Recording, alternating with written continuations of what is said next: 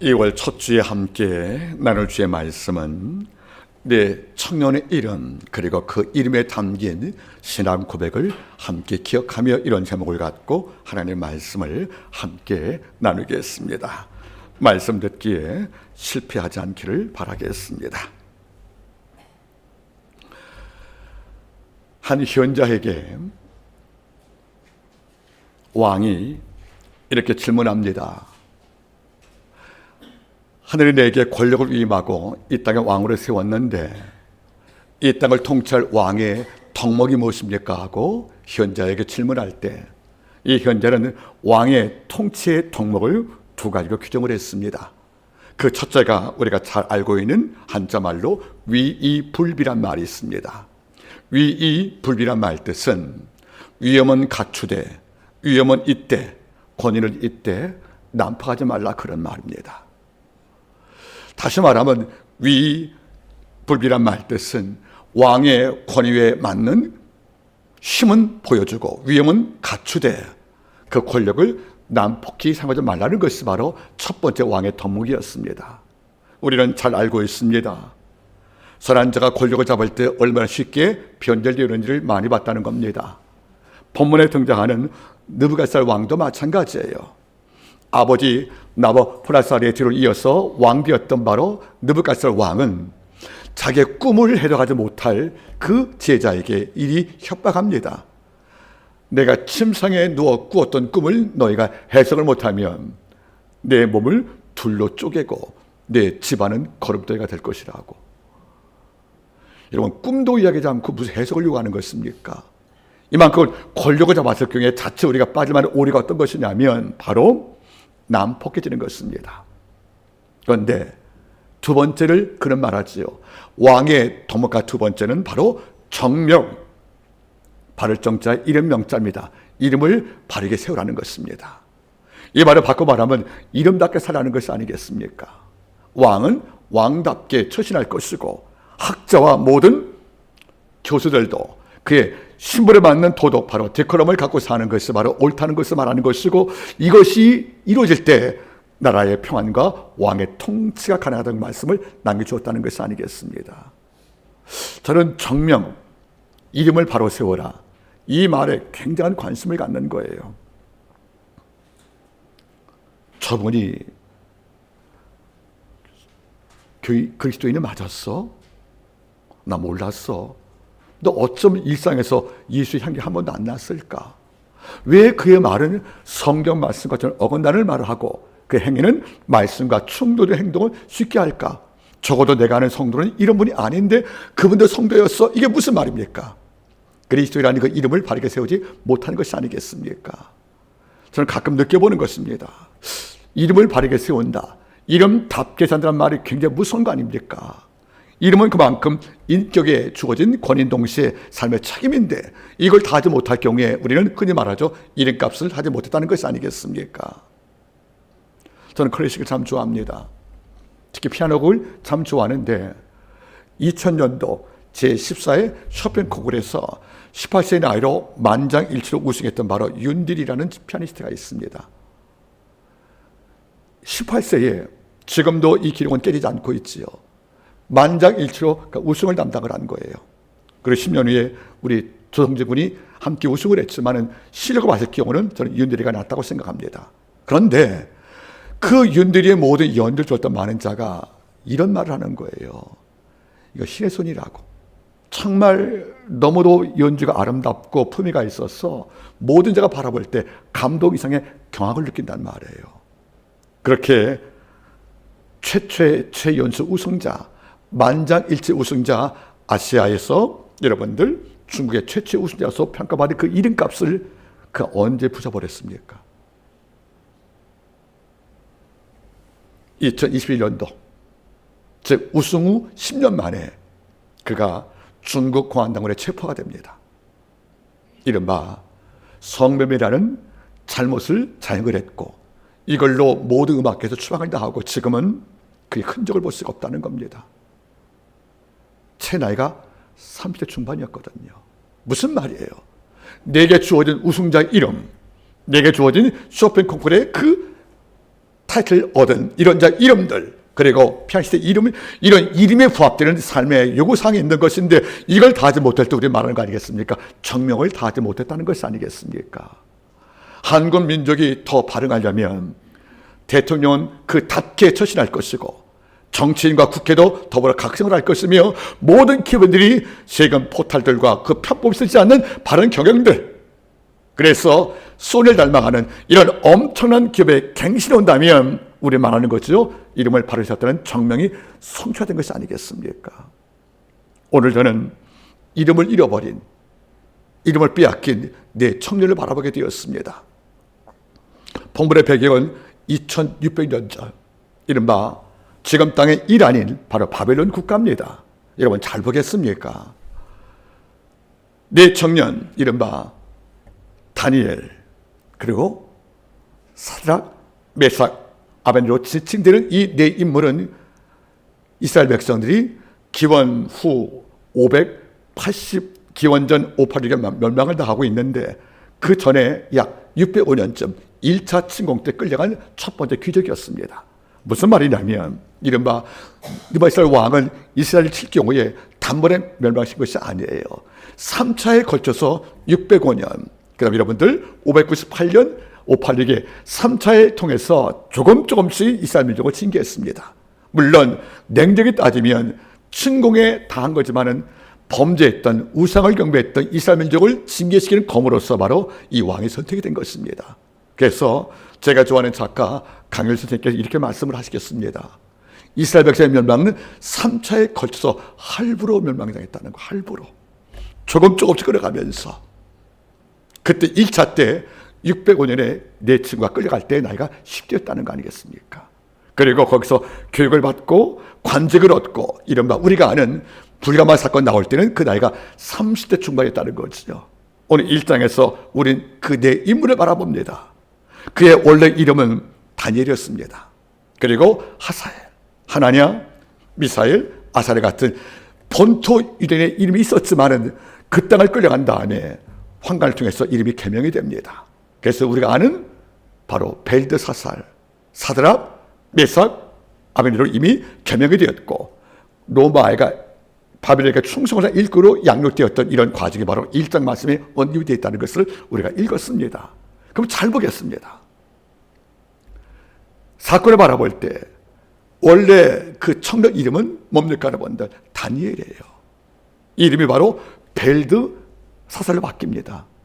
그 벨드사살 이름의 뜻이 뭐예요? 바로 바벨론의 신이었던 바로 벨이여, 이 사람의 생명을 지켜주옵소서. 그 뜻이 뭐냐면 원래 이름이 다니엘인데 이름이 개명이 됐어요. 벨드사살로.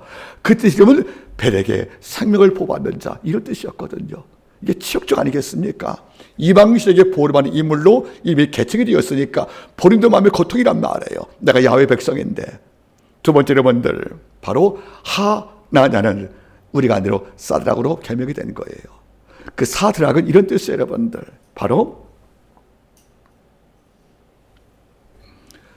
누가 우리의 달의 신인 아쿠아 생명을 얻었다, 이런 말이거든요. 그러니까 이 말도 뭐냐면 여러분들 이방신이었던 달의 신 아쿠에게 보호를 받는 자, 이런 뜻이니까 이것도 마음에 상처가 있다는 것이에요. 그 다음 세 번째 인물이 뭐죠 여러분들? 바로 우리가 아는 미사엘이 어떻게 바뀌어요? 메삭으로 바뀐 거예요. 이 말도 같은 말이에요. 우리의 신 바벨론 신인 야쿠에와 같은 자가 누구뇨? 이런 말이니까 이스라엘 백성으로서 그 청년의 마음이 아팠다는 거죠. 마지막에 등장한 바로 청년이 바로 아사엘, 그 이름은 바로 아벤느고로 바뀌었다는 거예요. 그 뜻이 무엇입니까? 그런 바벨론 신이 누구에게 충성을 다한다, 이런 말이거든요. 그 여러분들 우리가 일제 때 창시 개명을 당했지만 그 당시에 정복 국가들은 포를 끌려온 다음에 이를 바꿔서 정체성을, 이스라엘 민족의 정신을 다 파괴시킨 것이 아니겠습니까? 이름 바라보세요 여러분들. 바로 벨드사살, 벨에게 생명을 보호받는 자. 두 번째 그 인물 가운데서 사드락, 아쿠에게 보호를 받는 자. 메삭, 누가 아쿠와 같을 짠가. 여러분의 마지막으로 아벤느고, 느보의 충성을 다하는 자. 즉 이방인에게 충성을 다한 인물로 전체 이름에 개명될 경우에 어떤 마음이겠습니까? 그런데 문제가 생긴 거죠. 나라가 빼앗기고 이름도 빼앗겼지만은 놀라운 것은 그 신앙은 빼앗기지 않은 것을 우리가 3장에서 보여준 것이 아니겠습니까? 오늘 이분을 다루기를 원하는 거예요. 이른바 이름의 신학들. 우리가 이 땅을 살면서 그리스도인인데 우리는 성도의 이름을 읽고 산다는 것입니다. 마치 바벨 땅에서 원래 갖고 왔던 이른바 다니엘, 우리가 알고 싶었던 바로 하나냐, 미사엘, 아사랴 같은 이런 본래 이름을 갖고 있었지만 이것을 이 땅을 살 때 다 잊어버리고 빼앗기고 우리는 뭘로 살아요? 사드락, 메삭, 아벤으로 살고 있다면 우리는 정체성을 잃어버린 성도인 것이 아니겠습니까? 오늘 저는 그의 원래 이름이었던, 정말 주상 때부터 하사받은 그 이름이었던 유대 이름을 통해서 내 청년에 담겨진 신앙교육을 함께 나누시면서 우리 신앙을 함께 돌아보기를 부탁을 드리겠습니다. 먼저 여러분들, 느부갓네살 왕이 어떤 왕이에요? 여러분들 굉장히 탁월한 왕이었습니다. 원래 그의 아버지가 여러분들 나보플라사르인데 그는 아수르 군대, 즉 이 땅을 천년 통치했던 바로 아수르 이 왕, 아수파리팔 왕의 총사령관이었습니다. 그런데 그는 원래 핏줄이 바빌론 핏줄이었거든요. 이 과정에서 아수르의 왕이었던 바로 아수르파리팔 왕이 사망을 할 때 잃어버린 옛 족을 찾기 위해서 바로 이 나보플라사라는 그 왕이, 그 장수가 메대 군도하고 연합을 해서 니네를 멸망을 시키고 바벨론 국가를 세웠다는 거죠. 그래서 바벨론 국가는 바로 그 나보플라사라는 사람이 세웠고 그의 아들이 바로 느부갓네살 왕이라는 겁니다. 여기 역사가 있어요. 아버지가 죽을 때 유언을 남깁니다. 유언이 바로 무엇이지 않습니까? 바벨탑을 재건하라는 거예요. 여러분, 창세기 11절 바벨탑 나오죠. 그 이후로 수천 년간 이 탑이 미완성했는데 이 탑을 재건시키라고. 그래서 여러분들 느부갓네살 왕이 된 다음부터 국력을 동원해서 바벨탑을 재건한 거예요. 그리고 7층을 만듭니다. 이것이 바로 지그라트 성전인 거예요. 꼭대기 2층은 이른바 바벨을 부리는 신들을 만들었거든요. 이걸 만들어서 전 세계에서 가장 아름다운 도시인 바벨론 국가를 창조했다는 거죠. 이 성 안에 바로 마르뚝 신, 이스타르 신, 난다 신, 나부 신, 신신, 이런 신을 찬양하는 42개의 신들을 세웠고 여러분 1000개의 사당을 세웠다는 거예요. 그리고 바벨론 공중 정원들, 그리고 가장 유명한 것은 뭡니까 여러분들? 바로 이스타르 성문을 만들 경우에 이 벽을 그 당시 상상할 수 없는 이른바 푸른색 벽돌, 코발트 벽돌이 있거든요. 여러분 잘 보겠습니까? 푸른색 벽돌을 만들려면 뭐가 필요하죠 여러분들? 용광로. 여기서 여러분들 1500대에서 2000대의 불을 가져야 푸른색 유색을 만들 수 있는 것이고 벽돌을 만들어서 그 성을 쌓았단 말이에요. 근데 그 당시 2600년 전입니다. 그 당시에 도자기 못 만들어요 여러분들. 그 당시에 벽돌 구울 수 없다는 거예요. 그런데 푸른색으로 만든 벽돌로 성문을 만들었다. 이걸 만들었기 때문에 이스라엘 백성이 포로로 끌려갈 때 제일 먼저 충격을 받습니다. 솔로몬 성전도 아름다웠지만은 이 땅에 볼 수 없는 코발트, 푸른색 유색으로 만든 벽돌이 도시를 전부 땅을 다 지배했다. 도로까지 다 푸른색 깔다 보니까 충격을 받는 거예요. 이만큼 세계에서 으뜸되는 아름다운 도시를 만든 것이 바로 이 느부갓네살 왕이었다는 거죠. 근데 이 왕은 꿈이 또 있는 거예요. 어떤 꿈이냐면 문명을 발달시키려면 문자를 아는 엘리트가 필요했다는 거예요.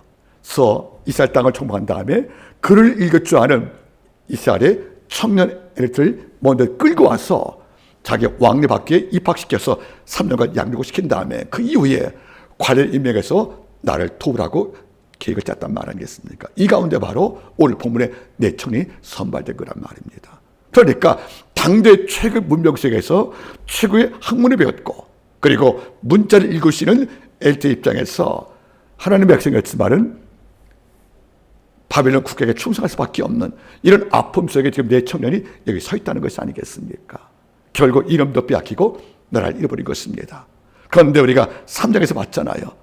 황금 시장에 처하지 않는 그 믿음의 결기들 따라겠습니까? 내 청년은 나라도 빼앗기고 이름도 빼앗겼지만 하나님을 향한 신앙만큼은 빼앗기지 않았다. 오늘 이 부분을 함께 보길 원합니다. 우리가 먼저 볼 것은 내 청년 이름의 원명, 원래 이름을 통해서 신약을 함께 고백되겠습니다. 먼저 첫째 이름 다니엘이 있습니다. 여러분, 다니엘의 이름의 담긴 뜻이 무엇입니까? 따라서 여러분들, 다니엘의 이름의 뜻은 하나님은 나의 재판장이시다. 이게 왜 중요합니까?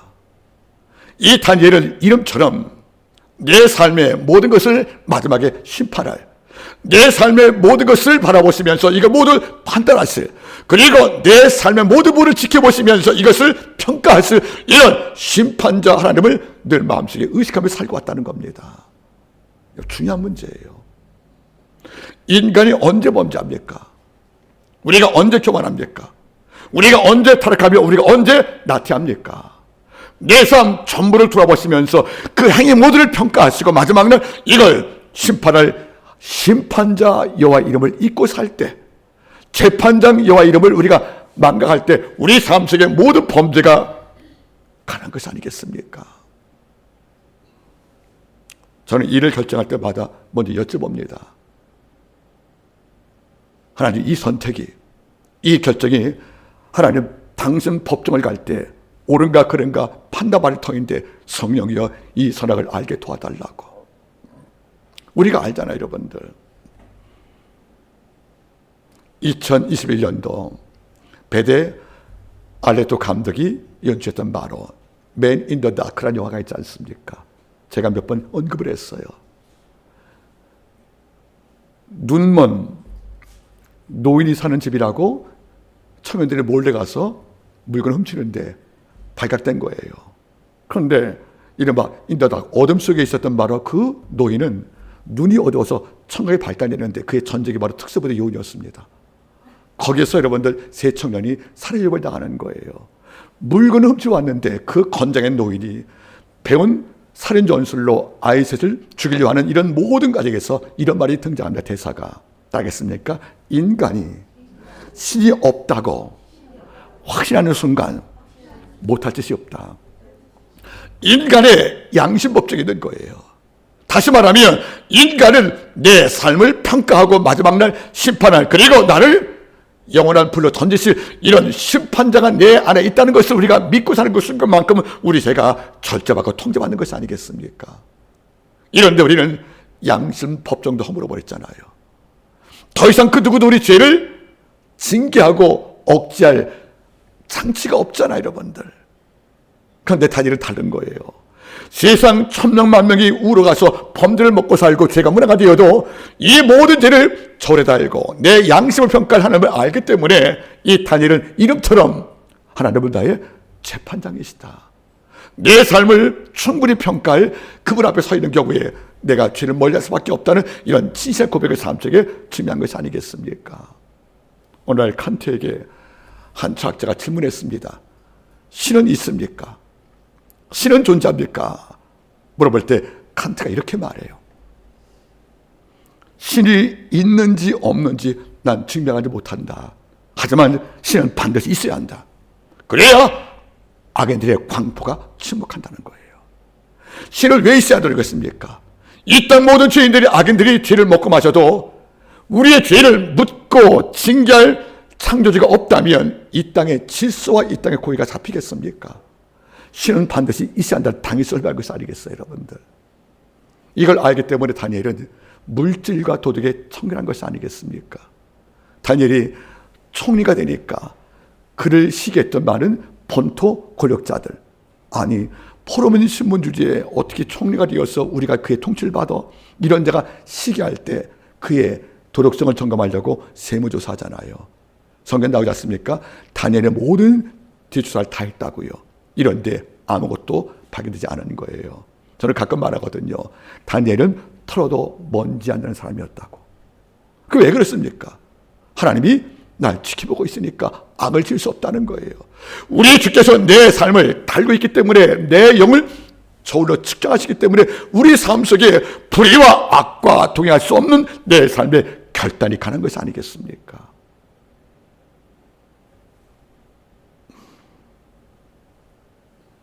하나님은 다윗에게 말했어요. 너 내 마음에 합한 자라고요. 합하단 말이 무슨 말입니까? 하나님 마음을 헤아렸다는 거예요. 그래서 그 마음에 맞게 움직였다는 거예요. 거룩한 그분이 죄를 멀리하고 악과 동거하지 못하시잖아요. 거룩한 그분은 그 일을 하시고 자비로우시지 않습니까? 이 마음과 동행할 때 어떤 악이 우리 삶을 지배할 수가 있겠습니까? 여러분, 어떤 죄의 유혹이 왔습니까? 어떤 편법과 불법의 유혹이 내게 왔습니까? 이럴 때 잊지 마세요. 다니엘, 엘은 뭐죠? 나의 하나님. 다니엘은 뭡니까? 나의 재판자. 그래서 종교개혁자들의 첫 번째 모토가 뭐예요? 따라하세요. 꼬람데오. 내가 하나님 앞에 서 있다는 거예요. 우리의 전부를 아신 그분께서 내 생각, 마음까지 통찰 가능하시다면 우리의 품은 생각들, 우리의 잘못된 그 악한 생각들, 이런 많은 것을 우리가 행동화시킬 수 없는 이런 요구되는 것이 아니겠습니까? 가끔 질문을 받아요. 사도행전 강의할 때 보면 5장에 아나니아 삽비라 사건이 나오잖아요. 예루살렘 교회가 부흥되어서 수천 명의 교회 밀려다 보니까 기존 조직과 기존 재적을 갖고는 감당할 수가 없는 거죠. 120명 교회가 수천 명이 왔으니까 어찌 감당할 수 있겠습니까?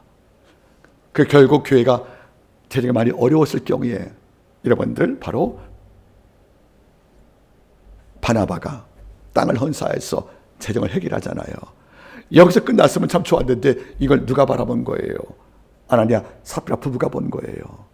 땅을 바치니까 존경을 받네. 땅을 바치니까 모든 자가 바나바를 높이 세우고 존중하네. 그러니까 땅을 바쳤던 바나바의 중심을 모르고 그가 받은 결과물 칭찬만 생각하다 보니까 나도 땅 바칠까 했다는 거 아니겠습니까? 그리고 땅을 파는 거예요. 그 약속을 했어요. 얼마 기증할 것이라고. 얼마를 감췄대요. 이게 뭐죠? 횡령을 말하는 거 아니겠습니까? 그런데 한날의 부부가 다 사망을 한 거예요.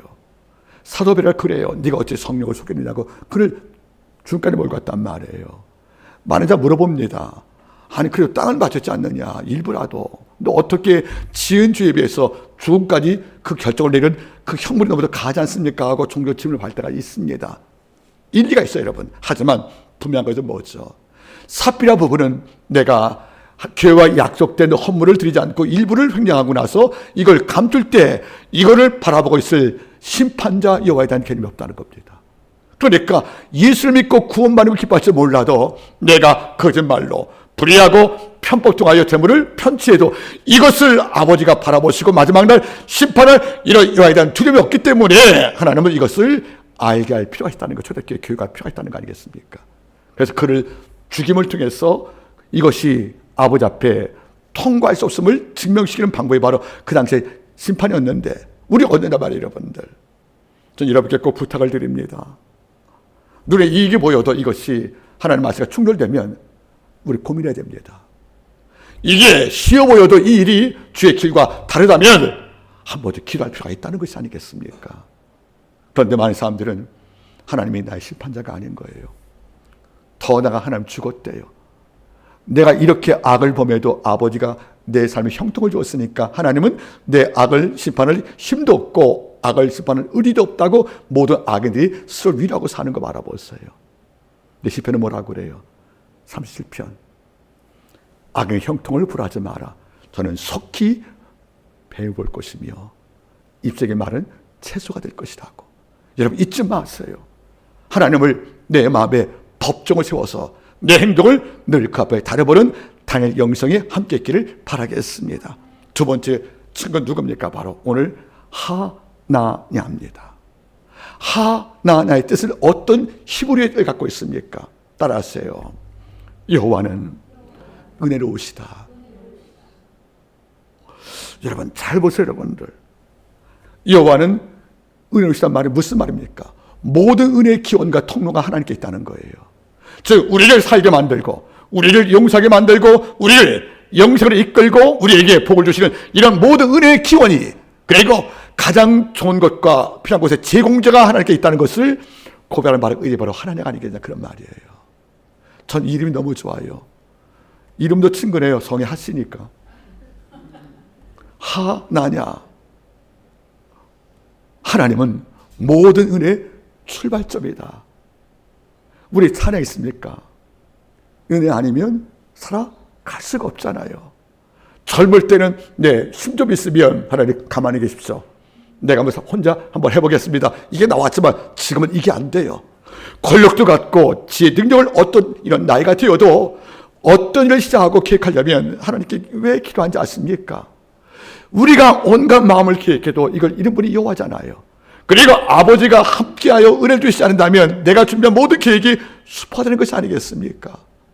이 땅 어떤 지혜자가 모든 계획을 세워도 이 계획을 아버지가 은혜 가운데 승인하지 않으면 이 계획은 성취할 수 없다는 것이 아니겠습니까? 우리 주님이 어떤 분이십니까? 모든 곳의 제공자, 가장 최고의 것의 공급자인 그분이 바로 은혜 주신데, 이분과 우리가 멀어지고 이걸 인정하지 않는다면 우리 삶에 나 혼자 사는 불행이 오는 것이 아니겠습니까? 저는 그래요. 바울의 신학에서 이른바 카리스, 은혜란 말은 굉장히 중요한 단어인데, 원래 이 은혜란 말과 비슷한 말이 뭐죠, 여러분들? 선물이란 뜻이에요. 그러니까 은혜는 선물이에요. 선물은 뭐죠? 상대방의 호의를 통해서 내가 받는 뜻밖의 은혜 아닙니까, 여러분들? 그렇죠? 근데 중요한 게 있어요, 여러분들. 은혜가 은혜가 되려면 하나님께서 은혜를 주기 전에 은혜의 대가를 미리 지불하셨다는 거예요. 가끔 제가 우리 교인들께 기프티콘을 선물할 때가 있어요. 커피라든가 빵 같은 것들을 이렇게 받고 나면 저는 이거 잘 몰라요. 그래서 애를 불러서 이거 어떻게 하는 거냐 물어볼 때 이렇게 저 째려봐요. 이것도 모르시냐고. 이게 몰라요. 어떨 거예요, 여러분들. 모르는데. 그래서 애들이 이거 이제 수납을 해줘가지고 이거 사올 때가 있어요. 근데 가서 만약에 스타벅스에 가서 우리가 커피를 갖고 온다. 그러면 선물 쿠폰을 받고 내가 이거 수령을 했으면 가서 그냥 찾아오면 될 거 아니겠습니까? 그렇죠? 근데 사실은 이걸 내가 찾아오기 전까지는 이걸 선반자가 비용을 지불한 거잖아요. 따라왔어요. 은혜란 먼저 비용 지불이 있었다. 그러니까 선물이 된 거란 말이에요. 예수의 죽음, 우리를 지으신 창조주의 사랑, 그리고 죄를 끝까지 용납하시고 참고 있는 아버지의 그 인내하심들, 이런 모든 것이 지불되었기 때문에 우리가 죄에 짓고도 참여할 때 용서받는 것이고, 예수의 피해를 의지하여 우리가 죄사함 얻어 영생 얻는 것이 하나님의 먼저 아들을 죽이신 선행 지불 사건 이후에 우리가 받는 것이 은혜가 아니겠습니까? 이걸 안다면 감사할 수밖에 없는 것이 아니겠어요? 기독교인들은 뭡니까? 먼저 지불하신 아버지의 그 희생 때문에 내가 은혜받은 것을 사실 때문에 너무도 감사해서 주 앞에 새를 풀 수밖에 없는 거잖아요. 제가 수요일날 축도할 때 아는 축도하지 않습니까? 잘 들어보세요. 여호와는 내게 복을 주시고, 이게 받는 거잖아요. 너를 지키시기를 원하며 여호와는 그 얼굴로 내게 비추사. 그단 말이 뭐예요? 은혜 베푸시기를 원하며 여호와는 그 얼굴을 내한테서 평강 주시기를 원한다. 축도 바라보세요. 주신다, 지킨다, 베푼다, 평강, 은혜 원한다. 이게 뭐죠? 아버지의 은혜의 촉점이라는 거예요. 여러분 살아보실래요? 따르겠습니까? 혼자 강해질 수는 없다. 성령 도우심으로 내 영역이 사는 것이고, 말씀 도우심으로 제 분별을 가는 것이며, 그리고 성도와의 영적 교류를 통해서 선악을 아는 경험을 배우는 것이 아니겠습니까? 그러니까 기도하는 거예요. 하나님 은혜를 주시옵소서. 어떤 은혜? 뜻밖의 은혜. 어떤 은혜? 편찮은 은혜. 어떤 은혜? 넘치는 은혜예요. 어떤 은혜? 충분한 은혜들. 이런 많은 은혜가 공급될 경우에 우리 삶이 평강 속에서 사는 것이 아니겠나, 그런 말인 거예요. 근데 어떻게 은혜를 받은 걸 쉽게 잊어버릴까? 은혜 한 번도 안 받는 것처럼 왜 그렇게 원망이 많을까? 지금 현실이 내 뜻과 부합되지 못하여서 설사 불만족스러워도 하나님께서 과거의 은혜 한 번도 안 주신 게 아니잖아요. 그런데 충분히 은혜 받고도 현실 당장 어려우면 당장 입에서 감사가 안 나온다. 당장 새노래가 없다. 당장 교회 보려고 예배 참석하지 않는다. 왜 그러는 거예요, 여러분들? 은혜 망각인 거예요, 여러분. 너의 받은 복을 세어 보아라. 지금의 억울한 요소보다 더 몇 배나 많지 않습니까, 여러분들? 여러분들 하나하나가 뭐예요?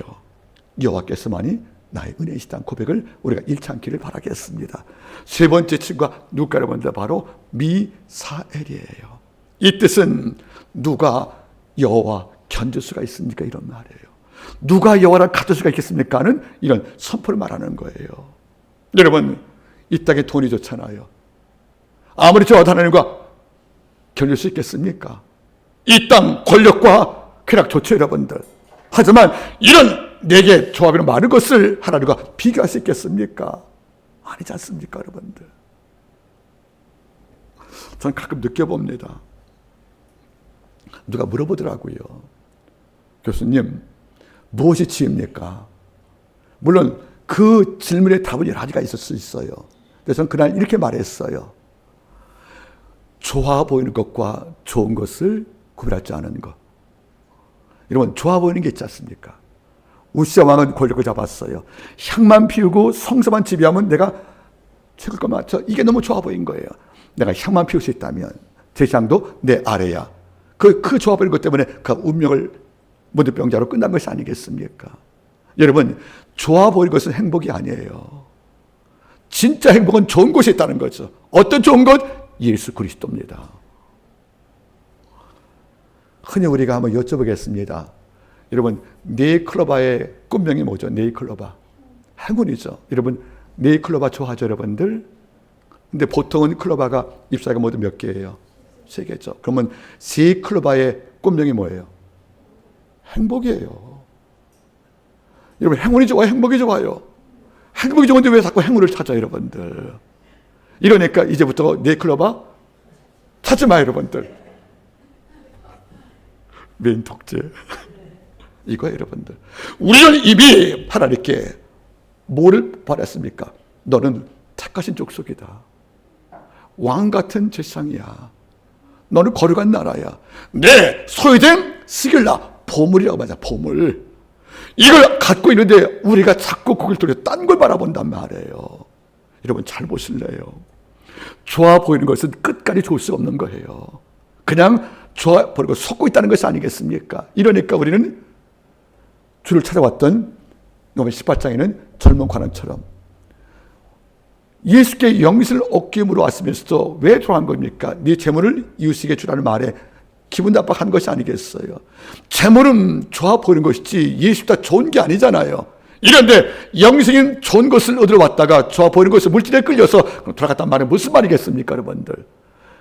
새 소라 갔다가 물만 먹고 가는 그 토끼와 다를 게 뭐가 있냐는 것이에요, 여러분들.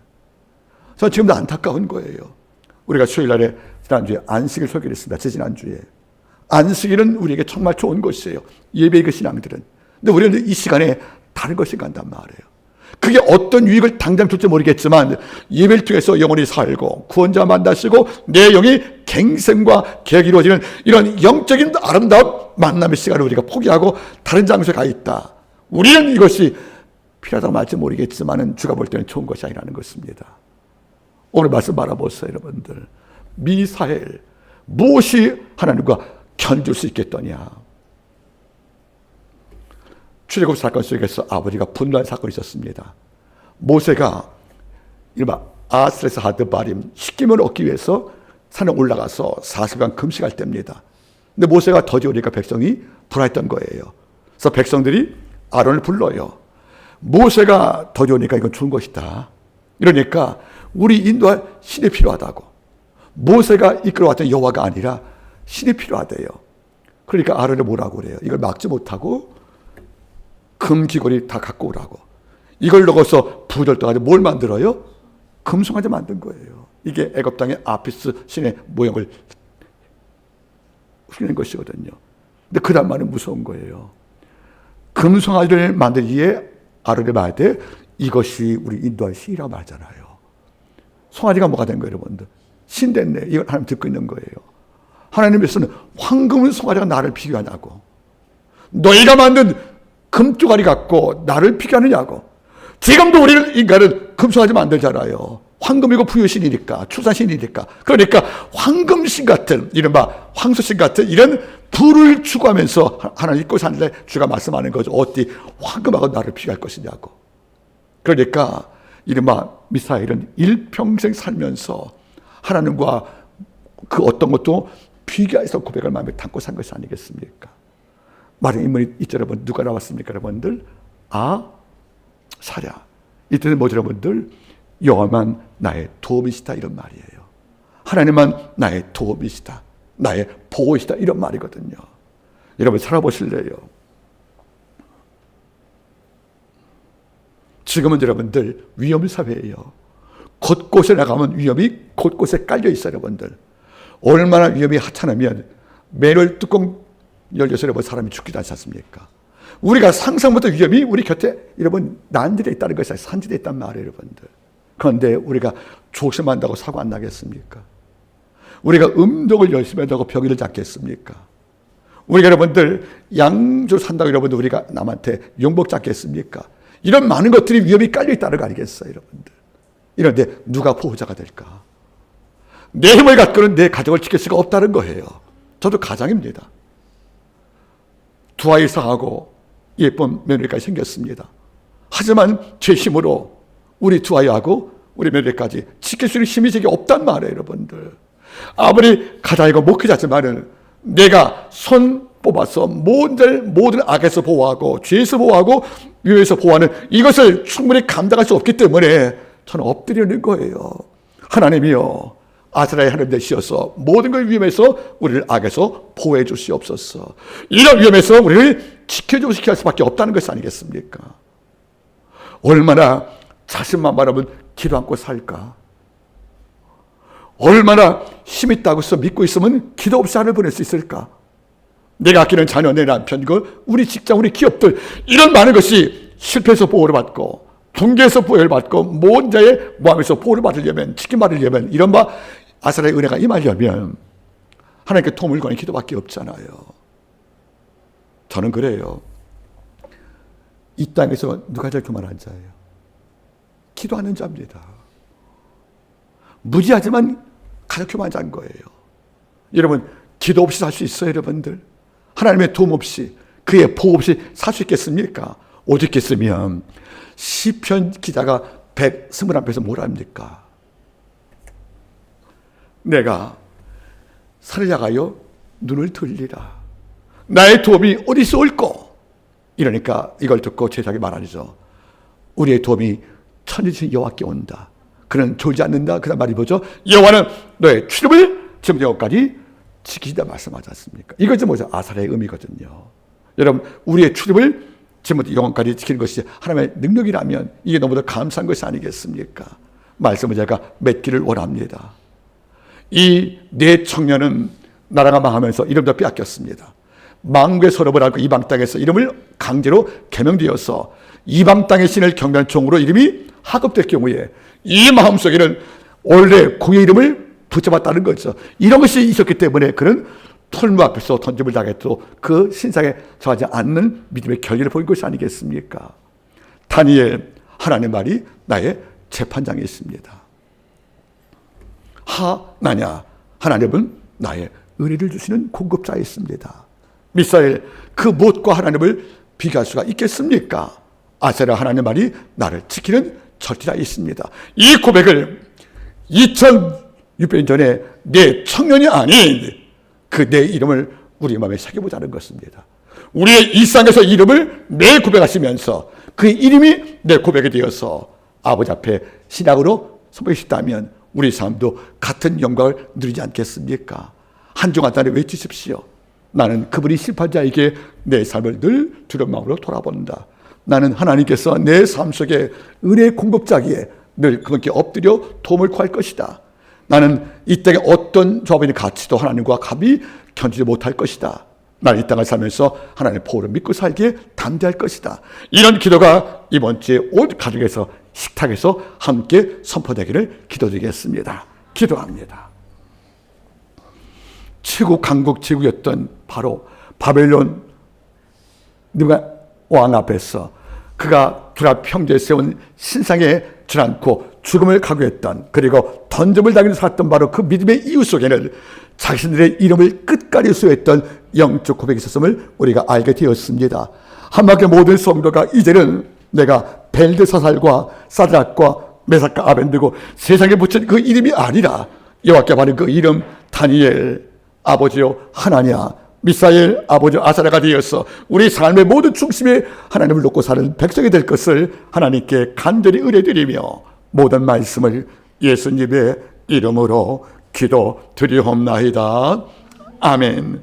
우리 말씀을 생각하시면서 찬양 415장 드시면서 하나님께 예물 드리겠습니다.